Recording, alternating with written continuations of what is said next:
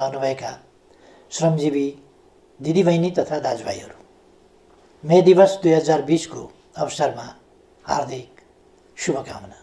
बितेका 131 वर्षदेखि औपचारिक रूपमा मे 1 का दिन संसारभरिका श्रमिकहरूले अन्तर्राष्ट्रिय श्रमिक दिवस मनाउँदै आएका छन्। यो दिन काम गर्नेमाथि काम लगाउनेहरूबाट भएको ज्यादतीलाई अन्त्य गर्न ट्रेड युनियनहरूले सुरु गरेको आन्दोलनको स्मरणमा मनाउन थालिएको हो। श्रमिकहरूको काम, मनोरञ्जन र आराम बीच सन्तुलन कायम गर्ने माग स्थापित गरिएको दिनका रूपमा यस दिवसलाई स्मरण गर्ने गरिन्छ। नेपालको श्रम आन्दोलनले यस दिवसलाई श्रमिकहरूको सम्मानित, समृद्ध र सृजनशील जीवनको लागि भएका सबै आन्दोलनहरूको स्मरणमा मनाउँदै आएको छ। पछिल्ला केही वर्ष यता हामीले यस दिवसलाई नेपाली श्रमिकहरूको एकता र उपलब्धिको उत्सवका रूपमा पनि मनाउँदै आएका छौँ। हरेक वर्ष श्रमको संसारमा भएका उपलब्धिहरूको चर्चा गर्ने र गर्न बाँकी कामहरूलाई पुरा गर्ने अठोट गर्ने दिनका रूपमा पनि मे 1 लाई लिँदै आएका छौँ। तर यस वर्षको मे दिवस हामीहरू भिन्न रूपमा मनाउँदैछौँ। कोरोना भाइरसको महामारीका कारण हाम्रो श्रमको संसार अहिले लकडाउनमा छ। मैले पहिले पनि भनेको छु, अहिले यति बेला विश्वभरिका कोरोना प्रभावित 210 मुलुकमा जस्तै हाम्रो देशको पनि उत्पादन प्रणालीको कडी टुटेको छ। हाम्रा सृजनशील हातहरू यतिखेर लकडाउनमा छन्। हाम्रो श्रमको प्रतीक्षामा रहेका उत्पादनका साधनहरू पनि लकडाउनमै छन्। अहिलेको लकडाउन विश्वव्यापी हो र यो बाध्यकारी रहेको छ। कोरोना भाइरसका कारणले यसलाई स्वीकार्नु परेको बाध्यता हाम्रा अगाडि छ। यसले निर्माण, रोजगारी र उत्पादनमा पारेको प्रतिकूल प्रभावको अवस्थाले श्रमजीवी वर्गको बुझाइ जस्तै श्रम र उत्पादनको सम्बन्ध एवं त्यसको महत्त्वलाई सबै वर्गले गम्भीरताका साथ बुझ्ने नयाँ परिस्थिति पनि निर्माण भएको छ। श्रम आधारभूत कुरा हो र जीवन प्रमुख कुरा हो। श्रम बिनाको पुँजी र प्रविधि पनि अर्थहीन हुन्छ भन्ने आजको यथार्थले स्पष्ट पारेको छ। उद्योग व्यवसाय बन्द हुँदा आम्दानी घटेका, स्वदेशमा कार्यरत सबै प्रकृतिका श्रमिकहरूका कष्टकर जीवनप्रति म अत्यन्तै दुखी छु। 1 दशकको हिंसात्मक द्वन्द्वका कारण गाउँको रोजगारी खोसिँदा सहर बजार पसेका, तर सहर बजारले रोजगारी दिन नसक्दा परदेश भासिएका लाखौँ नेपाली युवा श्रमिकहरू विभिन्न मुलुकमा कार्यरत छन्। युवाहरू विदेशिने यी र अन्य विभिन्न बाध्यकारी परिस्थिति तथा प्रवृत्ति पनि छन् र अहिले कोरोना भाइरसको महामारीका कारण न कार्यरत मुलुकमा रहन सकिने न त स्वदेश फर्किन सकिने चेपुवामा श्रमिकहरू परिरहेका छन्। यसबाट सिर्जना भएको पीडाप्रति म जानकार तथा संवेदनशील छु। यस अप्ठ्यारो घडीमा स्वदेश तथा विदेशमा रहनुभएका सम्पूर्ण श्रमजीवी नेपाली दिदीबहिनी तथा दाजुभाइहरूमा हार्दिक ऐक्यबद्धता जाहेर गर्दछु। दिदीबहिनी तथा दाजुभाइहरू, विगत 2 वर्षदेखि हाम्रो अर्थतन्त्रले तीव्र विकासको लय समातेको थियो।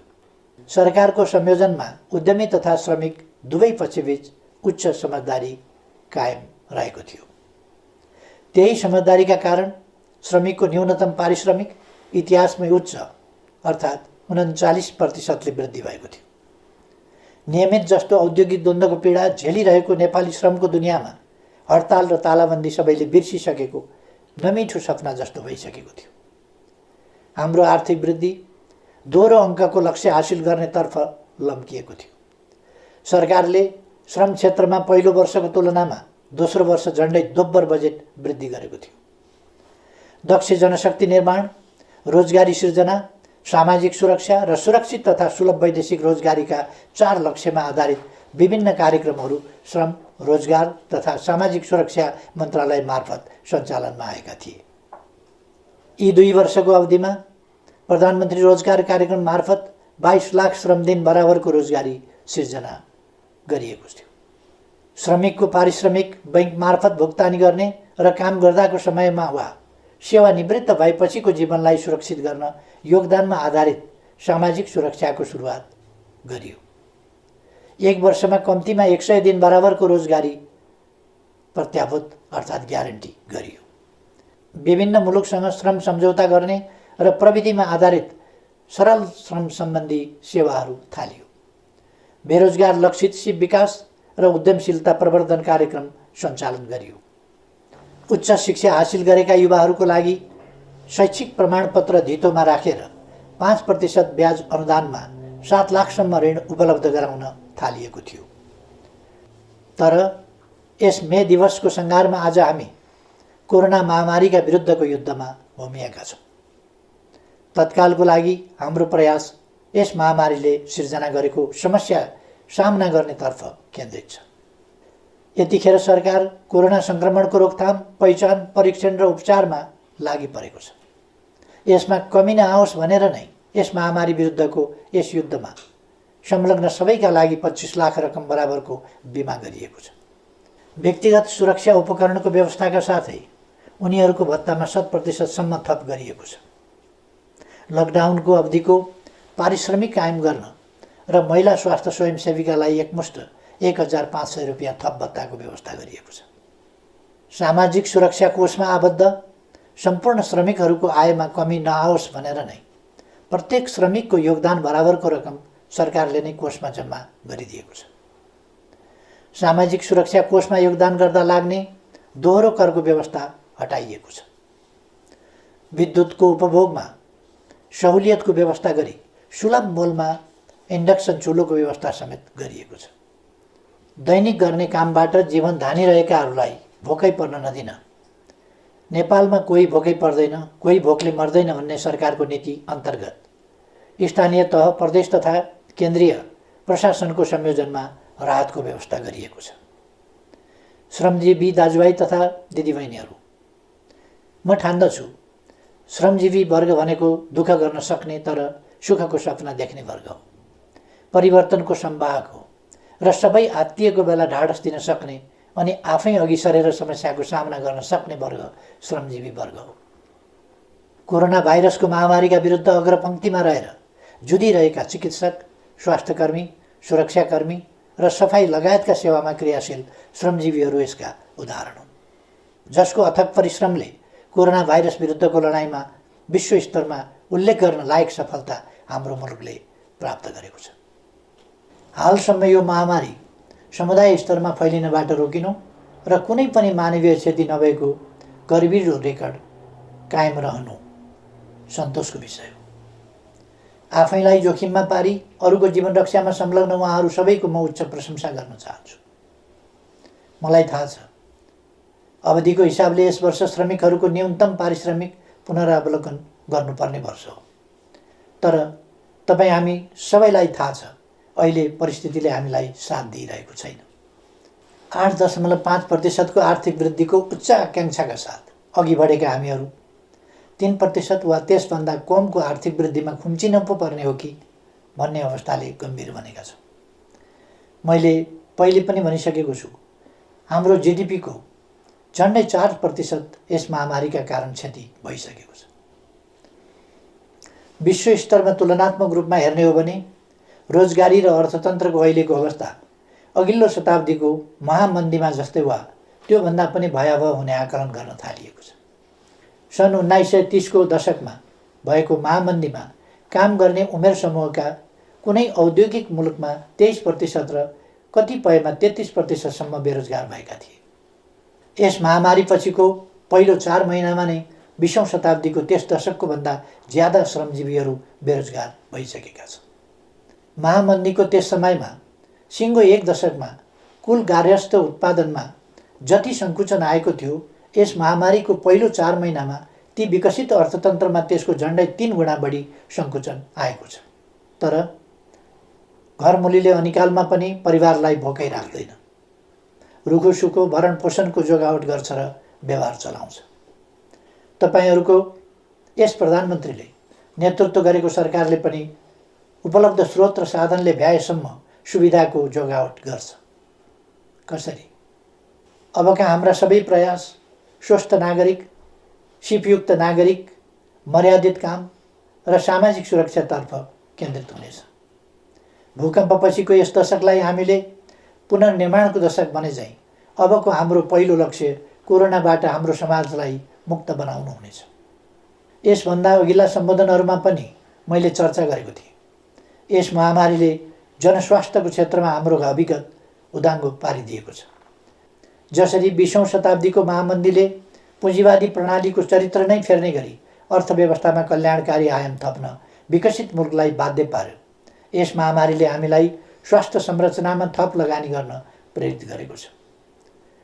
हाम्रो संविधानले ग्यारेन्टी गरे झै स्वस्थ नागरिक निर्माण गर्न स्वास्थ्य बिमा सहितको जनस्वास्थ्यमा र सिपयुक्त नागरिक निर्माणका लागि शिक्षामा लगानी वृद्धि गरिनेछ। आजको लागि स्वास्थ्य, भोलिका लागि शिक्षा अबको हाम्रो दिशा हुनेछ। यस महामारीको प्रभावले आत्मनिर्भर अर्थतन्त्रको महत्त्वलाई पनि अझ बढी स्पष्ट पारेको छ। अबका हाम्रा कदमहरू निश्चय नै त्यस दिशातर्फ सुदृढ ढङ्गले उन्मुख हुनेछ। कोरोना महामारी विरुद्धको लडाइँमा एक हुँदै श्रमिकको रोजगारी, आय र सामाजिक सुरक्षा सुनिश्चित गर्ने दिशातर्फ हाम्रो सम्पूर्ण प्रयास केन्द्रित हुनेछ। सबैभन्दा पहिले टुटेको उत्पादन सम्बन्धको कडीलाई जोड्ने र अवरुद्ध उत्पादन प्रणालीलाई सुचारू गरिनेछ। राहत सुविधा अल्पकालीन उपाय मात्रै हो, सबैलाई काम हाम्रो पहिलो लक्ष्य हुनेछ। श्रमसँग जोडिएकाहरूलाई सामाजिक सुरक्षा प्रणालीमा आबद्ध गरिनेछ। काममा जो छन् उनीहरूका लागि न्यूनतम पारिश्रमिक सुनिश्चित गरिनेछ। काममा संलग्न कसैको पनि आम्दानी रोकिने वा खोसिने स्थिति आउन दिइने छैन। सङ्घ, प्रदेश र स्थानीय तहमा श्रम प्रदान प्रविधि परिचालनको प्रबन्ध गरिनेछ। श्रम र प्रविधिको संयोजन तथा ज्यालासहित जनसहभागिताको विकास मोडेल अवलम्बन गरिनेछ। वैदेशिक रोजगारीबाट फर्किएकाहरूलाई उनीहरूले हासिल गरेको दक्षता अनुरूपको स्वरोजगारी सृजना गर्न सरल कर्जा र प्रविधि हस्तान्तरणको प्रबन्ध गरिनेछ। स्वदेशमा रहेका वा विदेशमा रोजगारीमा जान नपाएकाहरूलाई प्रधानमन्त्री रोजगार कार्यक्रममा जोडिनेछ।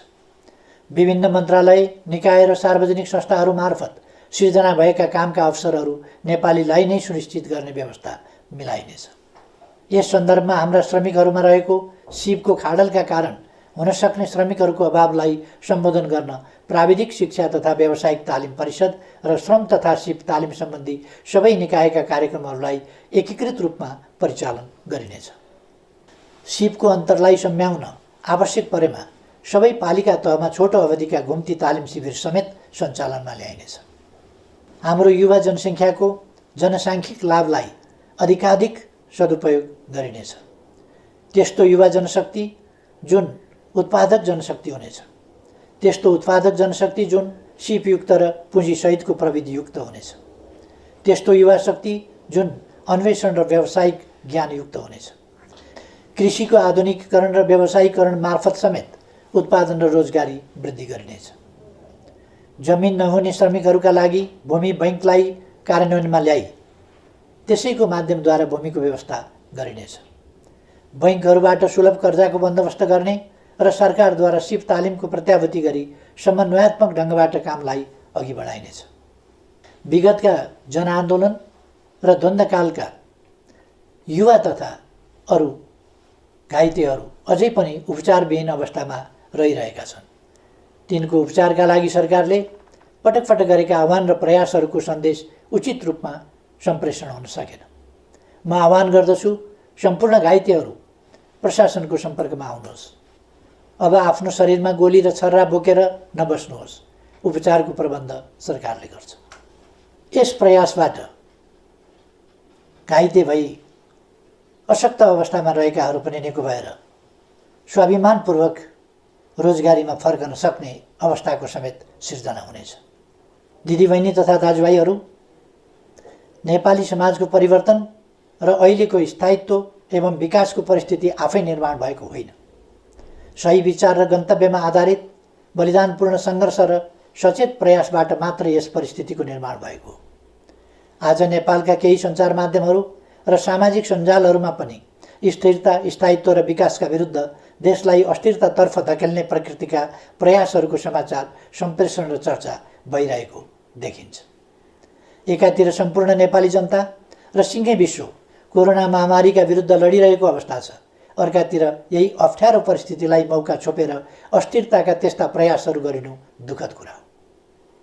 आफ्ना ससाना स्वार्थ वा कुनै गलत उद्देश्यका साथ कसैले यस परिस्थितिलाई बिथोल्न र बिगार्न खोज्छ भने सरकार, नेकपाका कार्यकर्ता र आम नेपाली जनतालाई यो किमार्थ स्वीकार्य हुँदैन। त्यस्ता प्रयासलाई सफल हुन दिइने छैन भन्नेमा म सबैलाई आश्वस्त पनि पार्न चाहन्छु। नेपालको राजनीतिक आन्दोलनले ट्रेड युनियन आन्दोलनलाई वैचारिक नेतृत्व गरिरहेको छ, तर नेपाली ट्रेड युनियन आन्दोलनले राजनीतिक आन्दोलनलाई धेरै कुरा सिकाएको छ। अप्ठ्यारोमा नहड बनाउने, अनिकालमा मिलेर बिउ जोगाउने, सहकालमा भएका नाफाको न्यायोचित वितरणमा सामाजिक संवाद गर्ने अनि विविधताबीच एकता कायम गरी अघि बढ्ने। तल्लो खुड्किलो बलियो भए मात्रै माथि पुगिन्छ। त्यसैले तल हेरौँ, माथि मात्रै होइन। त्यसैले म भन्न चाहन्छु, आजको अप्ठ्यारो घडीमा मिलेर अघि बढ्नुपर्छ युनियन जस्तै। हामीले आफ्ना आकाङ्क्षाको आकाशतिर माथि माथि मात्र होइन, जनता भएतिर तल पनि हेर्नुपर्छ युनियनले भने जस्तै। कमी कमजोरी भए सच्याउनुपर्छ, तर अराजक होइन, अनुशासित हुनुपर्छ। समयको ख्याल गर्नुपर्छ, आफैलाई घात गर्ने होइन, इमान्दार बन्नुपर्छ युनियनले भने जस्तै। यस प्रसङ्गमा नेपालका मान्यता प्राप्त ट्रेड युनियनहरूले निर्माण गरेको उनीहरूको साझा संस्था जेटियुसीलाई म स्मरण गर्न चाहन्छु र यसको छाताभित्र समेटिएका सबै ट्रेड युनियनहरू, तिनमा आबद्ध श्रमिकहरू र सम्पूर्ण श्रमजीवी जनसमुदायहरूलाई यस वर्षको मे दिवसको अवसरमा म हार्दिक शुभकामना व्यक्त गर्दछु। धन्यवाद।